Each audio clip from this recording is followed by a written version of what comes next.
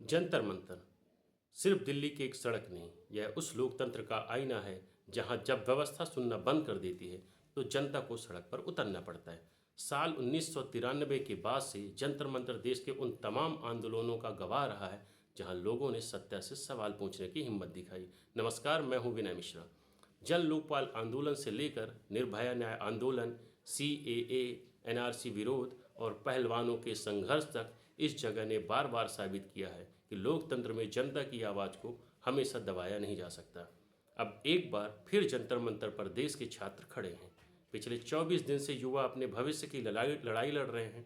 ये वही युवा हैं जिनसे हर चुनाव में बड़े बड़े वादे किए जाते हैं, लेकिन जब उनके सपनों पर चोट होती है तो उन्हें सड़कों पर अपना हक मांगना पड़ता है।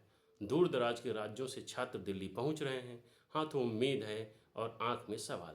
क्या देश की सबसे बड़ी परीक्षाओं में भरोसा नहीं बचा? क्या मेहनत करने वाले छात्रों का भविष्य अब सिस्टम की लापरवाही और भ्रष्टाचार के हवाले कर दिया जाएगा? गुरुवार रात प्रधानमंत्री नरेंद्र मोदी ने छात्रों को दोस्त कहकर संबोधित किया, यानी इंग्लिश में बोला फ्रेंड्स, और उनके भविष्य को लेकर चिंता जताई। फ्रेंड्स, मैं जानता हूं कि पेपर लीक ये कोई मामूली विषय नहीं है। लाखों विद्यार्थी और उनके अभिभावकों के लिए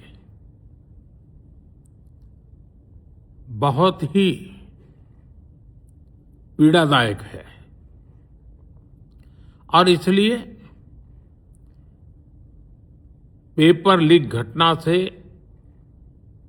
अब तक पिछले 2.5 महीनों में अनेक विहित कदम उठाए गए,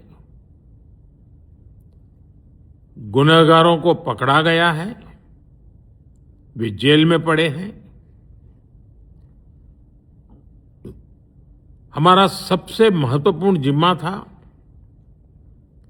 कि विद्यार्थियों का 1 वर्ष बर्बाद न हो।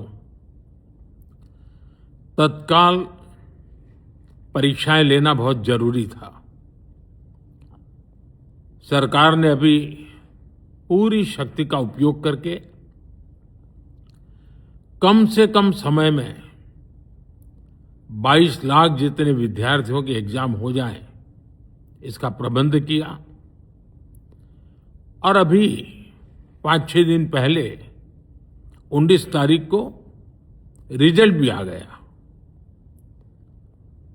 और देश भर में उत्तीर्ण हो गए विद्यार्थियों की खुशियों की खबरें भी आ रही हैं। लेकिन हम वहां पर संतोष मानने वाले लोगों में से नहीं है और इसलिए मैंने आज फास्ट ट्रैक कोर्ट के लिए विभागों को निर्देश दिए थे। आज विभागों ने लगातार मेहनत करके देर रात मुझे मुसद्दा भी दे दिया। फास्ट ट्रैक कोर्ट और कठोर सजा के प्रावधान के साथ का ये मुसद्दा कल कैबिनेट में चर्चा होगी। कैबिनेट के साथियों के सुझाव के बाद उसका अंतिम रूप दिया जाएगा और सोमवार से संसद का दूसरा सप्ताह शुरू हो रहा है। तब जल्द से जल्द उस बिल को सदन में पारित कराने का प्रयास किया जाएगा।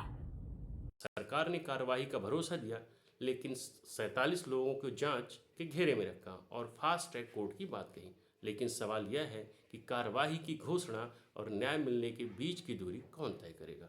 क्योंकि इस देश में जांच शुरू होने की खबरें तो अक्सर आती है, लेकिन दोषियों को सजा मिलने की खबरें कितनी बार आती हैं? इस बीच नीट 2024 पेपर लीक मामले को लेकर राजनीतिक आरोप प्रत्यारोप भी तेज हो गए हैं। दिल्ली के पूर्व मुख्यमंत्री अरविंद केजरीवाल के दावे ने एक बार फिर व्यवस्था पर सवाल खड़े कर दिए हैं।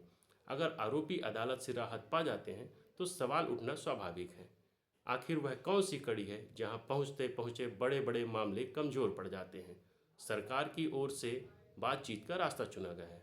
मंत्रियों ने छात्रों की मांग पर चर्चा की है, लेकिन छात्रों का कहना है कि सिर्फ आश्वासन नहीं, अब जवाब चाहिए। वो पूछ रहे हैं कि घायल छात्रों की जिम्मेदारी कौन लेगा। जिन परिवार ने अपने बच्चों को खोया है उनके दर्द का हिसाब कौन देगा। और सबसे बड़ा सवाल, शिक्षा व्यवस्था में सुधार कब होगा। सत्ता के गलियारों में बैठकर युवाओं को देश का भविष्य कहना आसान है, लेकिन उस भविष्य को सुरक्षित रखना असली परीक्षा है। क्योंकि जब भविष्य सड़क पर उतरकर अपना वर्तमान बचाने की गुहार लगाने लगे तो सवाल सिर्फ एक परीक्षा का नहीं रहता, सवाल पूरी व्यवस्था की विश्वसनीयता का बन जाता है। जंतर मंतर से उठ रही यह आवाज़ सिर्फ छात्रों की नहीं है, यह उन लाखों परिवारों की चिंता है जो अपने बच्चों के सपने के लिए दिन रात मेहनत करते हैं। अब देखना यह है कि सरकार इस आंदोलन को सिर्फ एक विरोध प्रदर्शन मानती है या फिर इसे शिक्षा व्यवस्था को सुधारने का मौका समझती है।